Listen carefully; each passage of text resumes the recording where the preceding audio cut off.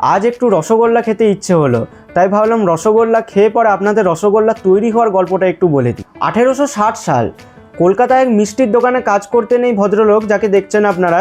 এনার নাম হচ্ছে নবীন চন্দ্র সেন।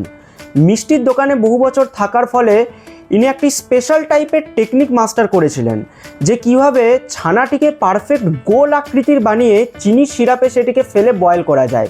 কিন্তু এই প্রসিডিওরটির মধ্যে সবথেকে মুশকিল স্টেপটি হলো যে চিনির সিরাপে সেটিকে ফেলে গোল আকৃতির বানিয়ে সেটিকে বের করে আনা, কারণ তার মধ্যে বয়েল করার সময়তে রসগোল্লা যেটি আমরা আজকে জানি গোল পারফেক্ট মিষ্টি, সেটি কিন্তু কিছুতেই বেরিয়ে আসতো না।